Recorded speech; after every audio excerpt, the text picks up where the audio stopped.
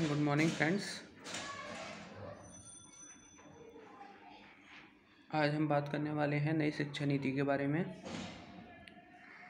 29 जुलाई 2020 को मानव संसाधन विकास मंत्रालय, जिसका नाम बदलकर दोबारा से शिक्षा मंत्रालय कर दिया है,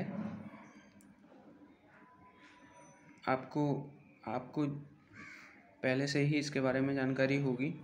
26 सितंबर 1985 को शिक्षा मंत्रालय का नाम बदलकर मानव संसाधन विकास मंत्रालय किया गया था।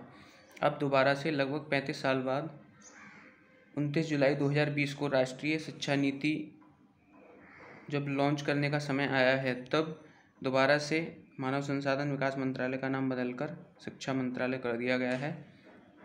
और जो कैबिनेट मिनिस्टर हैं अर्थात केंद्रीय मंत्री हैं, उनके नाम से आप भली भांति परिचित हैं, और उनका नाम है डॉक्टर रमेश पोखरियाल निशंक। तो 29 जुलाई 2020 को राष्ट्रीय शिक्षा नीति 2020 लॉन्च की गई है, जिसके बारे में हम आज बात करने के लिए यहाँ पर आए हुए हैं, इस प्लेटफॉर्म पर आए हुए हैं। और मैं इसके बारे में थोड़ा सा आपसे बात करना चाहता हूँ कि 1986 में जो पिछली शिक्षा नीति आई थी, उसके बाद लगभग 34 वर्ष बाद ये दोबारा से राष्ट्रीय शिक्षा नीति आई है। हाँ, 1986 के बाद 6 वर्ष बाद राष्ट्रीय शिक्षा नीति का प्लान ऑफ एक्शन आया था, जिसे हम POA बोलते हैं। और जब से अगर देखा जाए तो लगभग 34 सालों से जो शिक्षा का स्वरूप बताया गया था, जैसा कि 10+2 शिक्षा पद्धति हमारे यहाँ पर रनिंग में थी या क्रियान्वित होती थी, अब उसे बदलकर 5+3+3+4 सिस्टम को लाया गया है। अर्थात 3 वर्ष की उम्र में यदि बच्चे को प्री प्राइमरी स्कूल या फिर आंगनवाड़ी केंद्रों में भेजा जाएगा, तो उसकी स्कूली शिक्षा 5 और 3 8 और 3 11 और 4 15 वर्षों की होगी। अर्थात 3 साल की उम्र में यदि बच्चा आंगनवाड़ी, जिसे हम प्री प्राइमरी स्कूल के नाम से भी समझ रहे हैं, के बाद उसकी 15 साल की स्कूली शिक्षा के बाद जब उसकी स्कूली शिक्षा अर्थात 12th स्टैंडर्ड पूरा होगा, तब उसकी एज 18 वर्ष होगी और वह एक परिपक्व व्यक्ति के रूप में अपनी आगे की पढ़ाई करने के लिए या फिर किसी रोजगार में संलग्न होने के लिए तैयार हो गया होगा। अब हम 5+3+3+4 सिस्टम की बात करते हैं। 5 अर्थात शुरू के जो 5 वर्ष हैं उनको भी 2 में डिवाइड किया गया है, पहले 3 साल की शिक्षा और बाद की ग्रेड 1 और ग्रेड 2 की शिक्षा। तो पहली 3 साल की शिक्षा को आंगनवाड़ी केंद्रों या फिर प्री प्राइमरी स्कूल के नाम से बच्चों को खेल के माध्यम से सिखाया जाएगा। बच्चों को स्कूल बैग या किताबें नहीं दी जाएंगी, केवल घर में या आस पड़ोस में कहानी सुनाकर या फिर बच्चों को खेल खिलाकर बच्चों को चीज़ें सिखाई जाती थी। ऐसा ही सब कुछ प्री प्राइमरी स्कूल या फिर आंगनवाड़ी केंद्रों में किया जाएगा। इसके अतिरिक्त 2 वर्ष की जो शिक्षा है वो ग्रेड 1 और ग्रेड 2 से संबंधित होगी। इसके बाद जब हम बात करते हैं 5 के बाद 3 की, तो 3 का मतलब यहाँ पर क्लास 3, क्लास 4 और क्लास 5 की बात की जा रही है। इन तीनों क्लास के अंतर्गत बच्चे को 10 दिन तक अपने स्कूल बैग को स्कूल में लाने की छूट दी जाएगी। सिलेबस को भी NCERT दोबारा से डिज़ाइन कर रही है, उसी के अकॉर्डिंग उसको इम्प्लीमेंट किया जाएगा। इसके अतिरिक्त मातृभाषा में शिक्षा दी जाएगी और कक्षा 5 तक आते आते बच्चे को खेलों के माध्यम से तो सिखाया जाएगा। इसके अतिरिक्त ऐसी शिक्षण विधियां और विभिन्न प्रकार के तरीके यूज किए जाएंगे जिससे कि बच्चा आसानी से समझ सके, अपनी मातृभाषा में समझ सके। इसके अतिरिक्त अगले 3 की जब हम बात करते हैं तो क्लास 6, क्लास 7 और क्लास 8 के बारे में हम बात करेंगे। इसमें एकदम से बहुत सारी नई चीज़ों को जोड़ा गया है। इसके अंतर्गत सबसे पहले तो बच्चे को कंप्यूटर एजुकेशन मस्ट कर दिया गया है, अर्थात बच्चे कंप्यूटर के बारे में, कंप्यूटर के एप्लीकेशंस के बारे में या फिर कोडिंग के बारे में, कंप्यूटर कोडिंग के बारे में बच्चों को सिखाया जाएगा। दूसरी सबसे महत्वपूर्ण बात यह है कि इसमें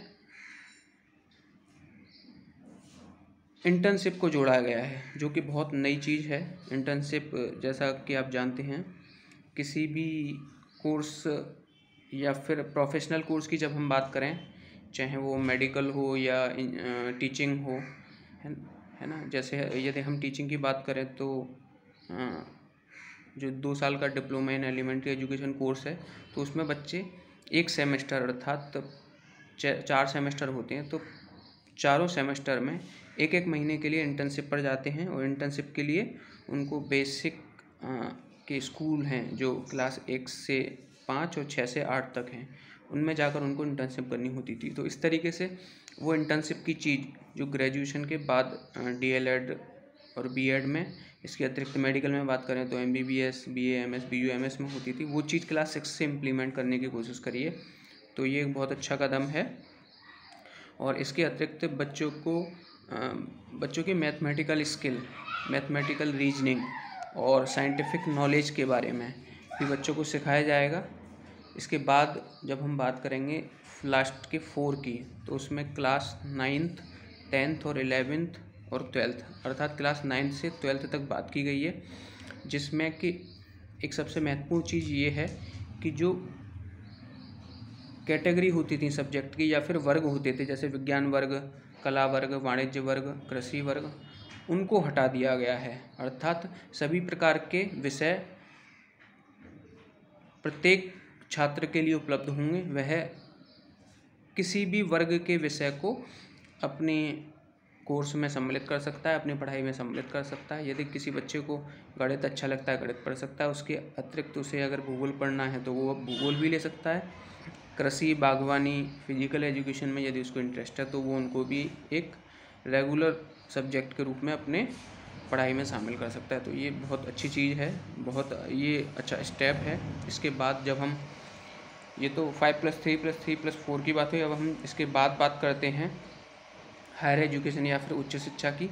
तो इसमें भी चूँकि जब 9 से 12 तक वर्ग वाला जो सिस्टम था या संकाय वाला सिस्टम था वो हटा दिया गया, तो उसको आगे भी फिर कंटिन्यू करना पड़ेगा उसी के अकॉर्डिंग ही। अब यहाँ पर भी कोई बाध्यता नहीं है कि यदि किसी बच्चे ने BSc किया है तो फिर वो अब ज़रूरी नहीं है कि वो साइंस वाले सब्जेक्ट पढ़े। वो arts, humanities, social science, language, ये सभी चीज़ें, इनसे संबंधित सब्जेक्ट्स को लेकर अपनी पढ़ाई जारी कर सकता है। इसके अतिरिक्त यदि पहले तो यही होता था कि अगर आपने कोर्स पूरा किया, यदि 3 साल का स्नातक है और आपने 3 साल का पूरा कोर्स किया, तभी आपको उसका सर्टिफिकेट या प्रमाण पत्र दिया जाता था। लेकिन अब एक नया सिस्टम इन्होंने लॉन्च किया है जिसे मल्टी एंट्री एग्जिट सिस्टम कहा गया है। इसमें आप किसी भी समय अपनी पढ़ाई को छोड़ सकते हैं, किसी भी समय अपनी पढ़ाई को दोबारा से ज्वाइन कर सकते हैं। यदि आपने 1 साल ग्रेजुएशन करने के बाद और आपको कोई दिक्कत है या आप कोई काम आपने स्टार्ट किया और आपने पढ़ाई छोड़ दी, तो फिर आपको 1 साल के लिए आप उसका प्रमाण पत्र दिया जाएगा। यदि ऐसा ही आप 2 साल तक करते हैं तो फिर आपको डिप्लोमा दिया जाएगा। और यदि आप 3 वर्षों तक अगर उसको करते हैं तो फिर आपको स्नातक की डिग्री दी जाएगी। इसके अतिरिक्त जो लोग उच्च शिक्षा में अपना करियर बनाना चाहते हैं, वे लोग आगे पढ़ाई जारी कर सकते हैं और उनको स्नातक में 1 वर्ष और पढ़ने की ज़रूरत होगी, जिसके दौरान रिसर्च अर्थात अनुसंधान के बारे में आपको बताया जाएगा, पढ़ाया जाएगा। इस तरह आपको जो डिग्री मिलेगी वो 4 वर्षों की स्नातक की होगी और वो उसे ग्रेजुएशन विद रिसर्च का नाम दिया जाएगा। इसके अतिरिक्त जब आप पोस्ट ग्रेजुएशन या परास्नातक करेंगे तो फिर आपको 1 वर्ष की छूट मिलेगी, अर्थात आपको परास्नातक 1 वर्ष का करना होगा। MPhil की डिग्री जो होती थी PG के बाद, पोस्ट ग्रेजुएशन के बाद, उसको हटा दिया गया है। इसके अतिरिक्त PhD, पोस्ट ग्रेजुएशन के बाद आप PhD कर सकते हैं और उसके लिए आपको 3 वर्ष दिए गए हैं। तो ये काफ़ी अच्छा निर्णय है। और सबसे महत्वपूर्ण बात ये है कि इसमें शिक्षा के सबसे निचले स्तर से, अच्छा अर्थात बच्चा जब स्कूल जाना स्टार्ट करता है तब से उसकी उच्च शिक्षा तक अर्थात यूनिवर्सिटी एजुकेशन तक, उसमें हर स्तर पर चेंज किया गया है। मुझे लगता है ये बहुत बेहतर है। और आप लोगों को क्या लगता है इसके बारे में, आपकी क्या राय है, आप कमेंट बॉक्स में ज़रूर बताएं। इसकी जो भी पॉजिटिव चीज़ें हैं, नेगेटिव चीज़ें हैं, उसके बारे में कमेंट बॉक्स में ज़रूर बताएं। Thank you.